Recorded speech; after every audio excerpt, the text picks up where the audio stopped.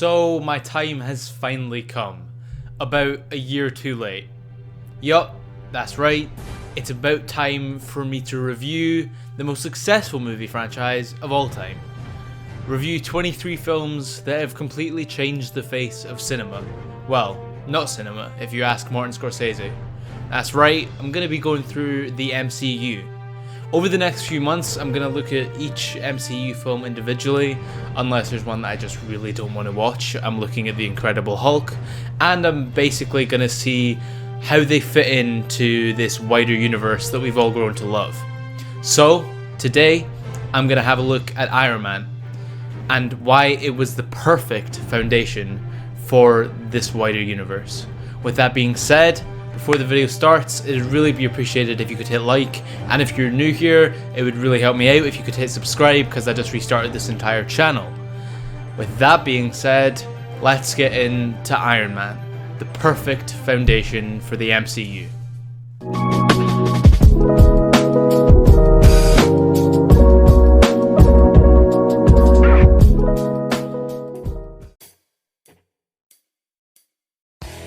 Iron Man back in 2008 basically had a single job to do.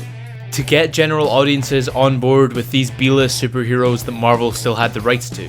They could have started with Captain America, a down-on-his-luck New York kid who just wanted to do the right thing, but instead they chose a cocky, rich playboy.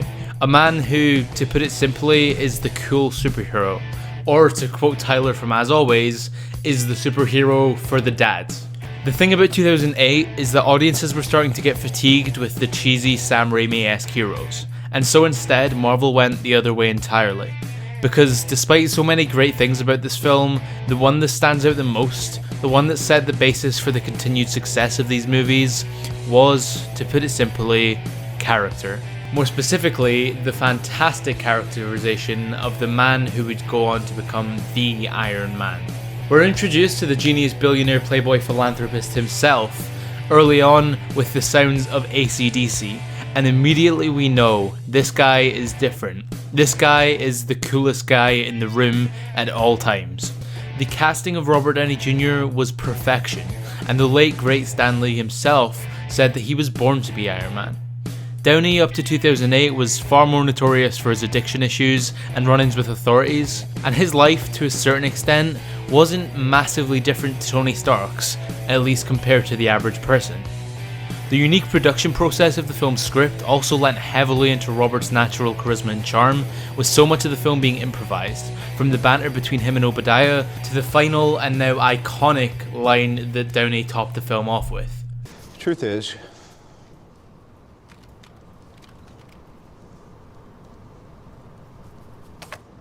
I am Iron Man. Jeff Bridges has gone on to talk about how the lack of organisation in the film's production came as both a benefit and a hindrance, referring to it as a $200 million student project. But with that being said, the film was by no means amateur. Iron Man CGI, for one, is one of its most praised factors, with the Mark III suit so often being said to look better than the Mark 50 and 75. And Favreau's view on CGI was key in grounding this larger-than-life idea. The issue with Iron Man is that his suit is his power, making it one of the most important pieces of costume in all of film, and Marvel Studios treated it that way. Despite Favreau's initial hesitance with overusing CG, he was able to see the growth within the field that would allow for the scenes that he envisioned. I've always steered away from using visual effects whenever possible. I think that there are certain things you can't achieve otherwise. That being said, in the last few years, there have been a lot of wonderful visual effects movies where it's beginning to become seamless even to me, and I'm a person who understands the way that they work, and I oversee them. And so, Marvel Studios immediately contracted some of the best CGI studios in the world to create this Iron Man. As well as the CGI, a heavily split writing team were able to create a quality skeleton of a plot, even though most of it was filled in with improv. Despite the improv though, the writing of Tony's character in Iron Man 1 further perfects the introduction, as we see the Merchant of Death become the Iron Man.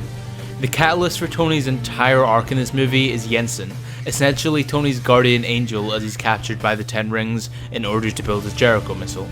Jensen lays the foundation for essentially all of Tony's growth throughout the following films. He first outlines Tony's legacy, a legacy of mass murder, of profitable genocide, a legacy that Tony spends most of Iron Man 2 and most of the MCU trying to make up for. The two discuss family, and more specifically Tony's lack of a family, and as Jensen so aptly puts it, Tony is a man who has everything but nothing, a trait that is carried all the way until Endgame.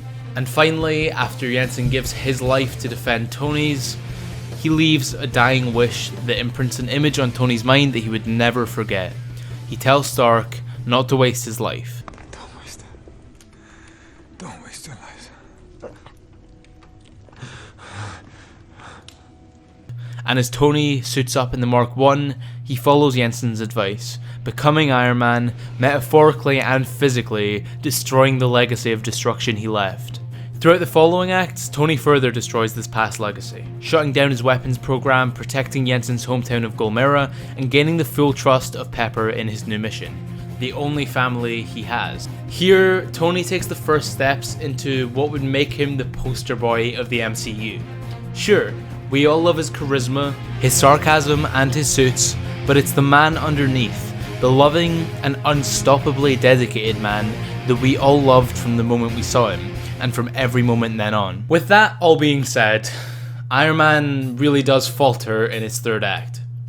Obadiah Stane, throughout most of the film, acts as a fairly menacing and interesting opponent to Tony, embodying everything Tony wants to rid himself of: greed, power, and destruction. But as the third act hits, Obadiah transforms from the somewhat cunning villain that he was in the earlier acts to a two-dimensional mirage of himself that just becomes unabashedly, cartoonishly evil. Although the way Tony outsmarts Stane is satisfying, the general concept of seeing our hero go up against a stronger, grey version of themselves is not only done to death by 2020, but it was also just generally uninteresting to watch. Iron Man as a film isn't perfect, but Jon Favreau, Kevin Feige, Robert Downey Jr., and everyone else who worked on the first Iron Man film deserve a lot of credit. They created one of the most iconic characters of all time, along with a more than quality piece of film. They created one of the most iconic characters of all time, as well as a quality piece of film. And although the film is great in its own right, nothing will ever top it. Not Man of Steel, definitely not The Mummy. Nothing will ever top it as the perfect foundation for this universe. Thanks for watching. This was a bit of a shorter one, but I mean, we have 23 films to get through, so these might be slightly shorter videos. But if you did enjoy, it'd really be appreciated if you could hit like, and if you're new here and want to see more, hit subscribe. With that being said, I've been Joseph, aka Scarab, and I'll see you in the next one.